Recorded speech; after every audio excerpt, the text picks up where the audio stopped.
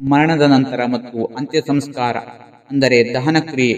ವ್ಯಕ್ತಿ ಮರಣ ಹೊಂದಿದ ತಕ್ಷಣದಿಂದಲೇ ಈ ಪ್ರಕ್ರಿಯೆ ಆರಂಭವಾಗುತ್ತದೆ. ಕರ್ತೃವಿನ ಸಂಕಲ್ಪ. ಮೃತರ ಹಿರಿಯ ಮಗ ಅಥವಾ ಉತ್ತರಾಧಿಕಾರಿ ಅಂದರೆ ಕರ್ತೃ ಅಂತಿಮ ವಿಧಿಗಳನ್ನು ನೆರವೇರಿಸಲು ಸಂಕಲ್ಪ ಮಾಡುತ್ತಾನೆ. ದೇಹದ ಶುದ್ಧೀಕರಣ. ಮೃತ ದೇಹಕ್ಕೆ ಸ್ನಾನ ಮಾಡಿಸಿ, ಹೊಸ ವಸ್ತ್ರಧಾರಣೆ ಮಾಡಿಸಿ, ತುಳಸಿ ಮಾಲೆ ಮತ್ತು ಗಂಧವನ್ನು ಅರ್ಪಿಸಲಾಗುತ್ತದೆ. ಬಾಯಲ್ಲಿ ಗಂಗೆ ನೀರು ಅಂದರೆ ತುಳಸಿ ತೀರ್ಥ ಬಿಡಲಾಗುತ್ತದೆ. ಅಗ್ನಿ ಸಂಸ್ಕಾರ. ಸ್ಮಶಾನದಲ್ಲಿ ವೈದಿಕ ಮಂತ್ರಗಳೊಂದಿಗೆ ಚಿತೆಗೆ ಅಗ್ನಿಸ್ಪರ್ಶ ಮಾಡಲಾಗುತ್ತದೆ. ಪಂಚಭೂತಗಳಿಂದಾದ ದೇಹವು ಮತ್ತೆ ಪಂಚಭೂತಗಳಲ್ಲಿ ಲೀನವಾಗಲಿ ಎಂದು ಪ್ರಾರ್ಥಿಸಲಾಗುತ್ತದೆ. 1 ರಿಂದ 10 ದಿನಗಳ ಕ್ರಿಯೆ ಅಂದರೆ ದಶಾಹ ಕರ್ಮ. ಈ 10 ದಿನಗಳು ಅತ್ಯಂತ ಸೂಕ್ಷ್ಮವಾದವು. ಇದನ್ನು ಸೂತಕದ ದಿನಗಳೆಂದು ಕರೆಯಲಾಗುತ್ತದೆ. ಅಸ್ಥಿ ಸಂಚಯನ. ಮರುದಿನ ಅಥವಾ 3, 5, 7ನೇ ದಿನದಂದು ಚಿತಾಭಸ್ಮ ಮತ್ತು ಅಸ್ಥಿಗಳನ್ನು ಅಂದರೆ ಮೂಳೆ ಸಂಗ್ರಹಿಸಿ ಪುಣ್ಯ ನದಿಗಳಲ್ಲಿ ಅಂದರೆ ಗಂಗೆ, ಕಾವೇರಿ ಇತ್ಯಾದಿ ನದಿಗಳಲ್ಲಿ ವಿಸರ್ಜನೆ ಮಾಡಲಾಗುತ್ತದೆ. ಅಸ್ಥಿ ವಿಸರ್ಜನೆ. ಇದನ್ನು ಅಸ್ಥಿ ವಿಸರ್ಜನೆ ಎಂದು ಕರೆಯುತ್ತಾರೆ. ನಿತ್ಯ ಪಿಂಡ ಪ್ರದಾನ. ಮೃತನ ಆತ್ಮವು ದೇಹವನ್ನು ಬಿಟ್ಟ ನಂತರ ವಾಯುವ್ಯ ದೇಹ ಅಂದರೆ ಸೂಕ್ಷ್ಮ ಶರೀರ ಪಡೆಯಲು 1 ರಿಂದ 10 ದಿನಗಳವರೆಗೆ ಪ್ರತಿದಿನ ಎಳ್ಳು ನೀರು ಅಂದರೆ ತಿಲೋದಕ ಮತ್ತು ಅನ್ನದ ಪಿಂಡವನ್ನು ನೀಡಲಾಗುತ್ತದೆ. ಈ 10 ದಿನಗಳಲ್ಲಿ ತಲೆ, ಕುತ್ತಿಗೆ, ಎದೆ, ಹೊಟ್ಟೆ ಹೀಗೆ ಸಂಪೂರ್ಣ ಅಂಗಾಂಗಗಳ ರಚನೆಯಾಗುತ್ತದೆ ಎಂಬ ನಂಬಿಕೆ ಇದೆ. ದಶದಾನಗಳು. 10ನೇ ದಿನದಂದು ಅಥವಾ 11ನೇ ದಿನದಂದು ಮೃತನ ಪಾಪ ಪರಿಹಾರಕ್ಕಾಗಿ 10 ಬಗೆಯ ದಾನಗಳನ್ನು ಗೋವು, ಭೂಮಿ, ಎಳ್ಳು, ಚಿನ್ನ, ತುಪ್ಪ, ವಸ್ತ್ರ, ಧಾನ್ಯ, ಬೆಲ್ಲ, ಬೆಳ್ಳಿ, ಉಪ್ಪು ನೀಡಲಾಗುತ್ತದೆ. 11 ಮತ್ತು 12ನೇ ದಿನದ ವಿಧಿಗಳು ಬಹಳ ಮುಖ್ಯವಾದ ಹಂತ. ಏಕೋದಿಷ್ಟ ಶಾರ್ಧ. 11ನೇ ದಿನದಂದು ಮನೆಯನ್ನೆಲ್ಲ ಶುದ್ಧೀಕರಿಸಿ ಪುಣ್ಯಾಹ ಮಾಡಲಾಗುತ್ತದೆ. ಮೃತರಿಗಾಗಿ ಮಾತ್ರ ಉದ್ದೇಶಿಸಿ ಮಾಡುವ ಶಾರ್ಧ ಇದಾಗಿದೆ. ವೃಷೋತ್ಸರ್ಜನ. ಪುಣ್ಯಲೋಕ ಪ್ರಾಪ್ತಿಗಾಗಿ ಹೋರಿ ಕರುವನ್ನು ಅಂದರೆ ವೃಷಭವನ್ನು ಪೂಜಿಸಿ ಬಿಡುವುದು. ಸಪಿಂಡೀಕರಣ 12ನೇ ದಿನ. ಇದು ಇಡೀ ವರ್ಷದ ಕಾರ್ಯಗಳಲ್ಲಿ ಅತ್ಯಂತ ಮುಖ್ಯವಾದುದು.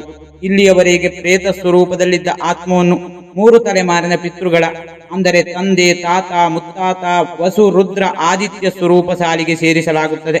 4 ಪಿಂಡಗಳನ್ನಿಟ್ಟು ಅಂದರೆ 1 ಮೃತನದ್ದು, ಉಳಿದ 3 ಪಿತೃಗಳದ್ದು. ಮೃತನ ಪಿಂಡವನ್ನು ಪಿತೃಗಳ ಪಿಂಡದೊಂದಿಗೆ ಸೇರಿಸಲಾಗುತ್ತದೆ. ಇದರೊಂದಿಗೆ ಆತ್ಮವು ಪಿತೃಲೋಕಕ್ಕೆ ಸೇರುತ್ತದೆ. 13ನೇ ದಿನ ವೈಕುಂಠ ಸಮಾರಾಧನೆ ಅಂದರೆ ಶುಭ ಸ್ವೀಕಾರ. ಈ ದಿನದಂದು ಸೂತಕ ಸಂಪೂರ್ಣವಾಗಿ ಕಳೆದು ಮನೆಯಲ್ಲಿ ಮಂಗಳಕರ ವಾತಾವರಣ ನಿರ್ಮಾಣವಾಗುತ್ತದೆ. ದೇವರ ಪೂಜೆ, ವಿಶೇಷವಾಗಿ ಶ್ರೀಮನ್ನಾರಾಯಣನ ಪೂಜೆ ನಡೆಯುತ್ತದೆ. ಬಂಧು ಮಿತ್ರರಿಗೆ ಮತ್ತು ಬ್ರಾಹ್ಮಣರಿಗೆ ಅನ್ನ ಸಂತರ್ಪಣೆ ಮಾಡಲಾಗುತ್ತದೆ. ಮೃತನಿಗೆ ಸದ್ಗತಿ ದೊರೆಯಲಿ ಎಂದು ಎಲ್ಲರೂ ಪ್ರಾರ್ಥಿಸುತ್ತಾರೆ. ಮಾಸಿಕ ಮತ್ತು ಪೂರ್ಣಶ್ರಾದ್ದಗಳು ವರ್ಷದ ಪೂರ್ತಿ. ಸಪಿಂಡೀಕರಣದ ನಂತರವೂ ಕರ್ತೃ 1 ವರ್ಷದವರೆಗೆ ಕೆಲವು ನಿಯಮಗಳನ್ನು ಪಾಲಿಸಬೇಕು. ಮಾಸಿಕ ಶ್ರಾದ್ದ. ಮರಣ ಹೊಂದಿದ ಅದೇ ತಿಥಿಯಂದು ಪ್ರತಿ ತಿಂಗಳು 1 ವರ್ಷದವರೆಗೆ ಶ್ರಾದ್ದ ಮಾಡಲಾಗುತ್ತದೆ. ಒಟ್ಟು 12 ಮಾಸಿಕಗಳು. ಊನಮಾಸಿಕಗಳು. ಇವು ನಿರ್ದಿಷ್ಟ ಕಾಲಘಟ್ಟದಲ್ಲಿ ಮಾಡುವ ಶ್ರಾದ್ದಗಳು. ಊನಮಾಸಿಕ ಅಂದರೆ 27 ರಿಂದ 30 ದಿನದ ಒಳಗೆ. ತ್ರೈಪಕ್ಷಿಕ ಅಂದರೆ 40-45 ದಿನದೊಳಗೆ. ಊನ ಷಣ್ಮಾಸಿಕ ಅಂದರೆ 6 ತಿಂಗಳು ತುಂಬುವ ಮೊದಲು. ಊನ ಆಬ್ದಿಕ ಅಂದರೆ 1 ವರ್ಷ ತುಂಬುವ ಕೆಲ ದಿನಗಳ ಮೊದಲು. ಊನ ಎಂದರೆ ಕಡಿಮೆ ಎಂದು ಅರ್ಥ.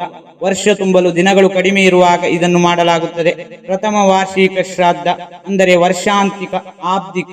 ಮರಣ ಹೊಂದಿದ ಸರಿಯಾದ 1 ವರ್ಷಕ್ಕೆ ಅಂದರೆ ಅದೇ ತಿಥಿಯೆಂದು ಈ ಕಾರ್ಯ ನಡೆಯುತ್ತದೆ. ಇದು ಅತ್ಯಂತ ವಿಸ್ತಾರವಾದ ಶ್ರಾದ್ದ. ಈ ದಿನದ ನಂತರ ಪ್ರತಿ ವರ್ಷವೂ ಪಿತೃಪಕ್ಷದಲ್ಲಿ ಅಂದರೆ ಮಹಾಲಯ ಅಮಾವಾಸ್ಯೆ ಮತ್ತು ಮರಣ ಹೊಂದಿದ ತಿಥಿಯೆಂದು ಶ್ರಾದ್ದವನ್ನು ಮಾಡಲಾಗುತ್ತದೆ.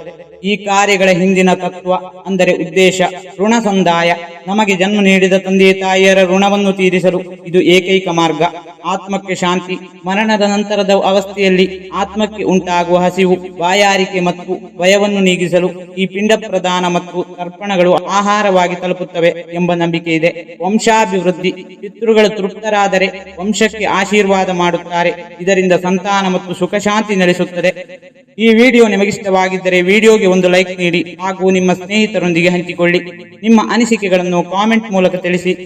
ನೀವಿನ್ನೂ ನಮ್ಮ ಚಾನೆಲ್ ಅನ್ನು ಸಬ್ಸ್ಕ್ರೈಬ್ ಮಾಡಿಕೊಂಡಿಲ್ಲವೆಂದರೆ ಸಬ್ಸ್ಕ್ರೈಬ್ ಮಾಡಿಕೊಳ್ಳಿ. ವಿಡಿಯೋ ನೋಡಿದ್ದಕ್ಕೆ ಧನ್ಯವಾದಗಳು.